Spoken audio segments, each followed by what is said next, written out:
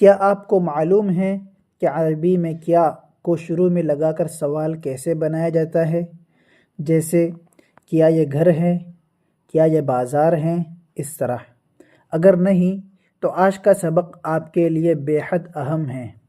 آج ہم سیکھیں گے عربی کا نہایت آسان اور اہم اصول، ہمزۃ الاستفہام کا استعمال۔ اس ویڈیو کو دیکھنے کے بعد آپ انشاءاللہ ہمزۃ الاستفہام اور اہذا کا استعمال سیکھ جائیں گے۔ السلام علیکم ورحمۃ اللہ وبرکاتہ۔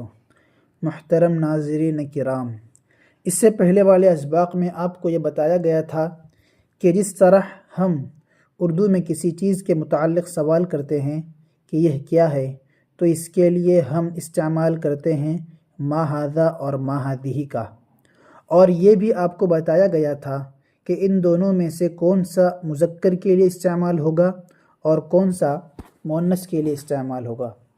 لیکن اگر ہمیں اس طرح سوال کرنا ہو کہ کیا یہ گھر ہے، کیا یہ مسجد ہے، کیا یہ دروازہ ہے، کیا یہ زید ہے، کیا یہ حامد ہے، وغیرہ، یعنی اگر ہم لفظ کیا کو شروع میں لگا کر سوال کریں تو عربی میں اس طرح سوال کیسے کریں گے، تو آج کے سبق میں ہم یہی سیکھیں گے۔ تو چلیے شروع کرتے ہیں۔ الدرس الخامس، پانچواں سبق، اھذا کا استعمال۔ یہ جو آپ ھذا کے شروع میں حمزہ دیکھ رہے ہیں، اس کو حمزۃ الاستفہام کہتے ہیں۔ یہ حمزہ سوال بنانے کے لیے استعمال کیا جاتا ہے۔ جب ہم کسی جملے کے شروع میں یہ حمزہ لگاتے ہیں تو جملہ سوالیہ بن جاتا ہے، اور اس کے جواب میں عموماً استعمال ہوتا ہے نعم اور لا کا۔ نعم کا مطلب ہوتا ہے جی ہاں، اور لا کا مطلب ہوتا ہے نہیں۔ چلیے اب کچھ مثالیں دیکھ لیتے ہیں۔ اگر آپ کے سامنے کوئی مسجد ہو اور آپ پوچھنا چاہے کہ کیا یہ مسجد ہے، تو آپ عربی میں کہیں گے اھذا مسجد، اھذا مسجد، کیا یہ مسجد ہے؟ اگر واقعی مسجد ہے تو جواب ہوگا نعم ھذا مسجد، جی ہاں یہ مسجد ہے۔ اور اگر مسجد نہیں بلکہ گھر ہیں، اور یا پھر کوئی بھی چیز ہے، چلیے گھر مان لیتے ہیں کہ گھر ہے، تو آپ کہیں گے لا ھذا بیت، نہیں یہ گھر ہے، اس طرح۔ چلیے ایک اور مثال دیکھتے ہیں۔ اگر آپ کے سامنے کوئی محمد نامی شخص ہو اور آپ اس کی طرف اشارہ کر کر پوچھنا چاہیں کہ کیا یہ محمد ہے، تو آپ عربی میں کہیں گے اھذا محمد، اھذا محمد، کیا یہ محمد ہے؟ اگر وہ واقعی محمد ہے تو جواب ہوگا نعم ھذا محمد، جی ہاں یہ محمد ہے۔ اور اگر وہ محمد نہیں بلکہ زید ہے تو آپ کہیں گے لا ھذا زید، نہیں یہ زید ہے۔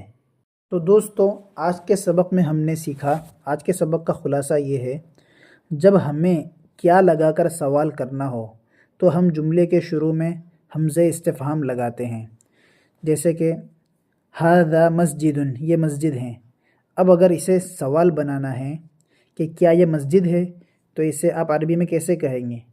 تو آپ اسے عربی میں کہیں گے اھذا مسجد، کیا یہ مسجد ہے؟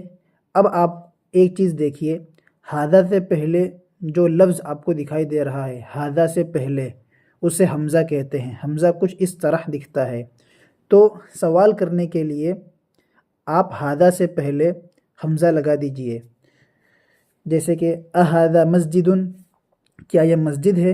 تو آپ جواب میں نعم یا لا کا استعمال کریں گے۔ اگر واقعی مسجد ہے تو آپ نعم لگائیں، اور اگر مسجد نہیں ہے تو آپ لا لگائیں۔